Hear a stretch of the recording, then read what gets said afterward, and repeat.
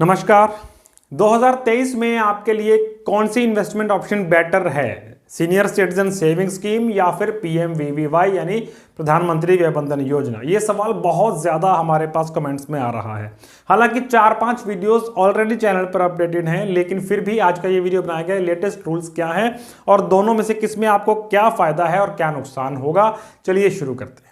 सबसे पहले ये देखते हैं कि स्कीम कहां आपको मिलेगी। सीनियर सिटीजन सेविंग स्कीम आपको सभी नेशनलाइज्ड बैंक्स में, कुछ प्राइवेट सेक्टर बैंक्स में और इंडिया पोस्ट यानी पोस्ट ऑफिस के सभी ब्रांचेस के अंदर अवेलेबल हो जाएगी।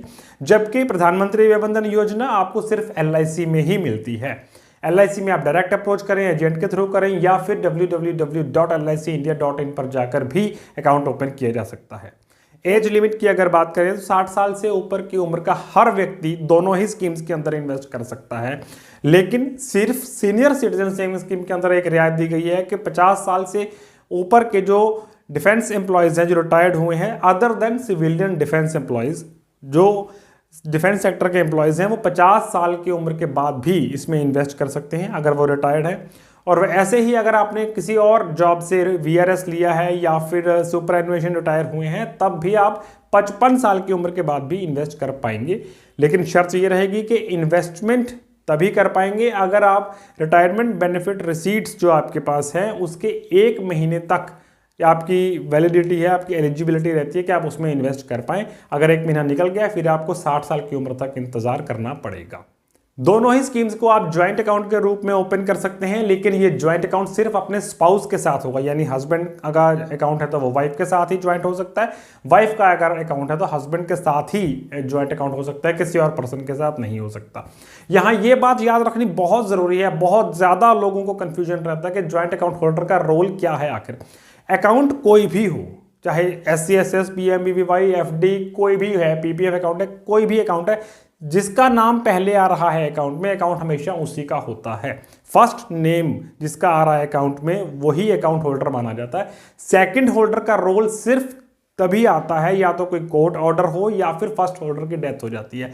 अदरवाइज इनकम टैक्स का पर्सपेक्टिव लीजिए या आप उसकी इनकम का पर्सपेक्टिव लीजिए, उसकी अधिकार का पर्सपेक्टिव लीजिए, कोई भी हो, आपको सेकंड होल्डर का कोई रोल नहीं होता, सिर्फ फर्स्ट होल्डर का अकाउंट माना जाता है। ये बात बहुत ज्यादा कमेंट बॉक्स पे पूछी गई थी, इसलिए आज हमने एलैबोरेट किया है। डिपॉजिट लिमिट्स क्या हैं? सीनियर सिटीजन सेविंग स्कीम के अंदर आप मिनिमम 1000 रुपया डिपॉजिट कर सकते हैं और मैक्सिमम 15 लाख रुपया डिपॉजिट कर सकते हैं। यहाँ ये बात ध्यान रखनी जरूरी है कि ये जो 15 लाख की मैक्सिमम लिमिट है ये पर पर्सन है, पर अकाउंट नहीं है। पर पर्सन का मतलब एक पैन नंबर के अंडर आप मैक्सिमम 15 लाख रुपए डिपॉजिट कर सकते हैं। आप अकाउंट, नंबर ऑफ अकाउंट्स चाहे जितने मर्जी खोलिए, 2 खोलिए, 4 खोलिए, 10 खोलिए, लेकिन सभी अकाउंट्स के अंदर टोटल जो आप करते हैं वो 15 लाख से ज़्यादा नहीं होना चाहिए, कभी नहीं हो सकता। अगर आप इससे ज़्यादा डिपॉजिट कर भी देते हैं तो उसका केवल आपका सेविंग्स का रेट आपको मिलेगा, SC/SS का रेट आपको उसमें एक्सेस अमाउंट के ऊपर नहीं मिलेगा। लमसम डिपॉजिट ही करना होता है हर अकाउंट में, टॉपअप अलाउड नहीं होता। यानी एक बार आपने मान लीजिए 5 लाख रुपए से अकाउंट ओपन किया, अगले बार आपको 1 साल बाद कहीं से 3 लाख रुपए और आते हैं, आप पहले खुले हुए अकाउंट में 3 लाख रुपए और नहीं डाल पाएंगे, आपको इसके लिए नया अकाउंट ओपन करना पड़ेगा, जिसे हम कहते हैं कि टॉपअप अलाउड नहीं है। ऐसे ही प्रधानमंत्री वय बंधन योजना, इसमें लगभग आप 1.5 लाख रुपया मिनिमम इन्वेस्ट करते हैं। इसके नियम शर्तें थोड़ी अलग है, जिसको आगे जाकर चर्चा करेंगे।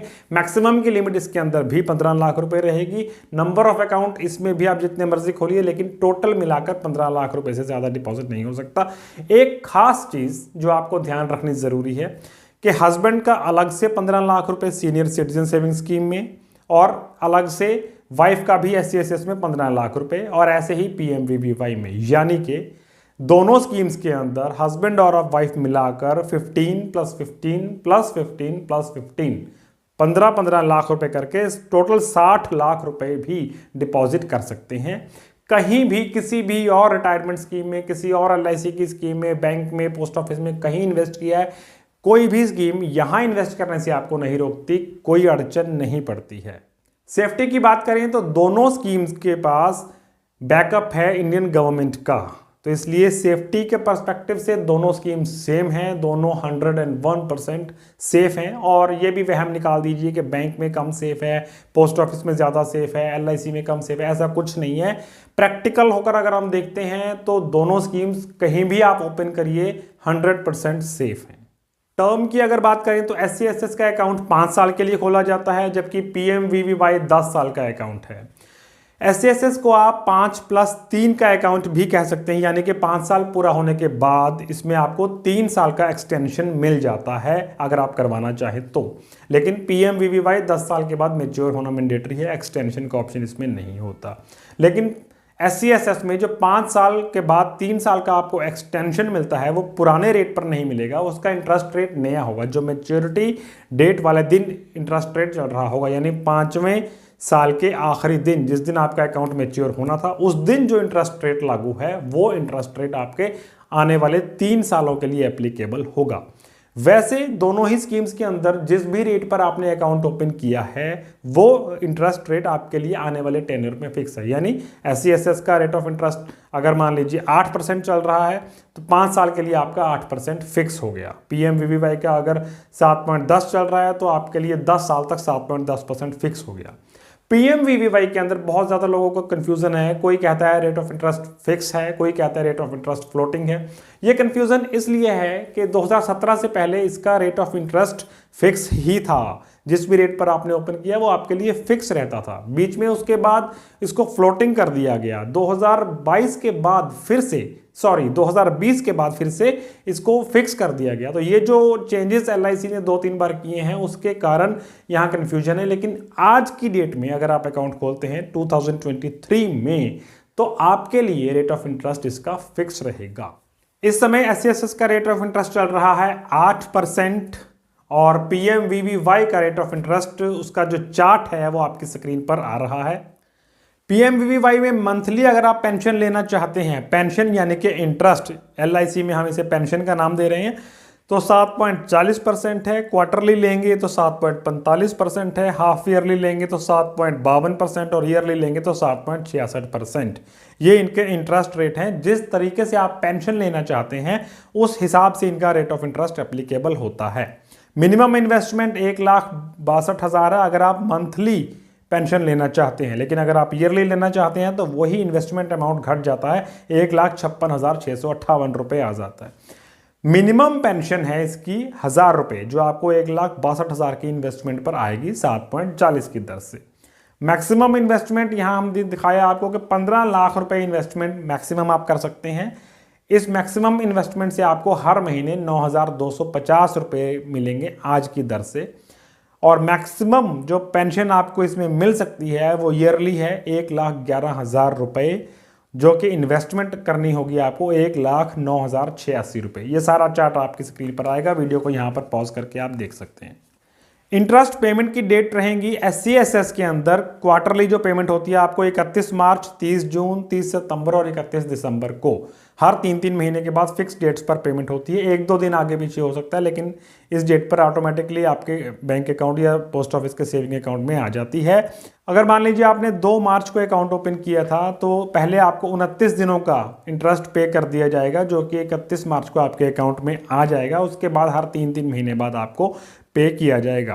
तो सीनियर सिटीजन सेविंग स्कीम के अंदर जो इंटरेस्ट है वो क्वार्टरली ही आपको लेना होता है, उसके अलावा दूसरी कोई ऑप्शन नहीं होती। जबकि प्रधानमंत्री वय वंदन योजना में आपको 4 ऑप्शंस मिल जाती हैं, जैसा हमने अभी आपको पहले बताया। प्री मैच्योरिटी के रूल्स भी डिस्कस करते हैं कि प्री मैच्योर SCSS को आप पहले साल नहीं कर सकते। अकाउंट ओपन करने के बाद 1 साल तक आप उसको प्री मैच्योर किसी भी कंडीशन में नहीं कर पाएंगे। पहले से दूसरे साल के बीच में अगर आप प्री मैच्योर करते हैं तो 1.5% प्रिंसिपल अमाउंट का काटा जाएगा, बाकी अमाउंट आपको मिल जाएगी। इंटरेस्ट तो आपको सेविंग अकाउंट में आ ही रहा है। और दूसरे से तीसरे साल के बीच में या दूसरे से 5वें साल के बीच में कभी भी करते हैं तो प्रिंसिपल अमाउंट का आपके अकाउंट में से 1% काटा जाएगा, बाकी अमाउंट आपको मिल जाएगी। एक्सटेंशन के अंदर भी आप प्री मैच्योर कर सकते हैं, लेकिन 6ठे साल में नहीं कर सकते। 5वें से 6ठे साल के बीच में आप इसको प्री मैच्योर नहीं कर सकते। 7वें और 8वें साल के अंदर अगर आपने एक्सटेंड किया है तो 7वें 8वें साल के अंदर प्री मैच्योर कर सकते हैं, उसके ऊपर कोई पेनल्टी नहीं लगाई जाती। और SC/SS में आपको प्री मैच्योर जब भी आप करना चाहते हैं कोई बेसिक मेडिकल ग्राउंड नहीं चाहिए, सिर्फ पेनल्टी कटवाकर आप प्री मैच्योर कर सकते हैं। जबकि प्रधानमंत्री वय वंदन योजना में मेडिकल ग्राउंड्स पर ही प्री मैच्योरिटी अलाउड होती है। अपनी या फिर अपने स्पाउस की क्रिटिकल इलनेस के लिए ही आप प्री मैच्योर कर पाएंगे, अदरवाइज नहीं कर पाएंगे। और इस पे 2% प्रिंसिपल अमाउंट का यानी आपकी इन्वेस्टमेंट अमाउंट का 2% काटकर आपको बाकी पैसा बचा हुआ वापस दिया जाता है। प्री मैच्योरिटी के रूल्स तो यहाँ देख लिए। इसके अलावा हम देखते हैं कि लोन के रूल्स क्या हैं। आपको SC/SS के अगेंस्ट लोन नहीं मिलता है, कहीं इसको कोलैटरल सिक्योरिटी के रूप में आप नहीं रख सकते, लेकिन प्रधानमंत्री वय वंदन योजना में ये फैसिलिटी मिलती है कि आपको इसके अगेंस्ट लोन मिल जाता है, जो कि LIC ही प्रोवाइड करता है। आपकी जो भी प्रिंसिपल अमाउंट है उसके 75% तक आपको लोन मिल जाता है और हर 6-6 महीने बाद इसका आपको ब्याज का भुगतान करना होता है, जो कि आपकी पेंशन अमाउंट में ही एडजस्ट होकर बाकी अमाउंट आपको आता है। फ्री लुक इन पीरियड मिलता है आपको प्रधानमंत्री वय वंदन योजना में, यानी कि इन्वेस्टमेंट करने के बाद 15 दिनों के अंदर अगर आपको कुछ भी अच्छा नहीं लगता, कोई भी चीज़ जो आपको पसंद नहीं आई, आप स्कीम से एग्जिट करना चाहते हैं तो आप कर सकते हैं बिना कोई कारण बताए, बिना कोई पेनल्टी कटवाए। लेकिन सीनियर सिटीजन सेविंग स्कीम में ऐसी कोई सुविधा उपलब्ध नहीं है। LIC की स्कीम में आमतौर पर GST होता है, लेकिन यहाँ कोई GST नहीं है, ना PMVVY में ना ही SC/SS में। अब मेन बात करते हैं इनकम टैक्स के मुद्दे की। दोनों ही स्कीम से आने वाला इंटरेस्ट, चाहे उस इंटरेस्ट कहें या पेंशन कहें, टैक्सेबल है। आपकी टोटल इनकम में ऐड किया जाएगा। आपको income from other sources head के अंदर उसको शो करना है और आपके टैक्स ब्रैकेट के हिसाब से उस पर टैक्स लगाया जाएगा। SC/SS के अंदर की हुई इन्वेस्टमेंट ATC के लिए एलिजिबल है, लेकिन PMVVY का इन्वेस्टमेंट ATC एलिजिबल नहीं होता। SC/SS में TDS काटा जाता है अगर 50,000 से ऊपर सालाना इंटरेस्ट बनता है, लेकिन PMVVY के अंदर TDS का कोई क्लॉज नहीं है। कितना भी इंटरेस्ट आपका बने, कितनी भी पेंशन बने, TDS नहीं करता है। हालांकि SC/SS के TDS को आप 15H फॉर्म देकर अवॉइड कर सकते हैं। तो अब देखते हैं 2023 में आपको किस में फायदा है और किस में नुकसान है। सबसे बड़ा फायदा आपको SC/SS में नजर आता है, क्योंकि एलिजिबिलिटी के जो रूल्स हैं वो थोड़े नरम है। कई बहुत सारे केसेस के अंदर जो रिटायरमेंट के केसेस हैं 50 साल या 55 साल की उम्र के बाद आपको इन्वेस्टमेंट का ऑप्शन मिल जाता है, जबकि PMVVY के अंदर सिर्फ 60 साल से ऊपर के व्यक्ति ही इन्वेस्ट कर सकते हैं। और जब उम्र 60 साल पार हो चुकी है तो यहां पर आकर PMVVY का टेन्योर हमें थोड़ा लंबा नजर आता है। 10 साल का टेन्योर है, बहुत लंबा हो जाता है। पहले का दौर था कि इंटरेस्ट रेट घटते जा रहे थे, लेकिन अब इंटरेस्ट रेट लगातार 6 महीने से हम देख रहे हैं कि बढ़ रहे हैं और आगे भी इंटरनेशनल सिनेरियोज को देखते हुए इंटरेस्ट रेट कम से कम यहाँ से घटने की आने वाले कई साल तक संभावना बहुत ही कम है। और अगर घटते भी हैं तो ज़रा से इंटरेस्ट गैप्स के लिए 10 साल तक अमाउंट ब्लॉक करना कोई बहुत अच्छा निर्णय नहीं है। तो इस पॉइंट ऑफ व्यू से 100% SC/SS बेटर नज़र आता है। फिर भी आपको 5 साल का अकाउंट छोटा लगता है तो आपको एक्सटेंशन का ऑप्शन भी मिल जाता है। तो 8 साल और 10 साल कोई ज़्यादा गैप नहीं है, फ्लेक्सिबिलिटी आपको SC/SS के अंदर ज़्यादा मिलती है।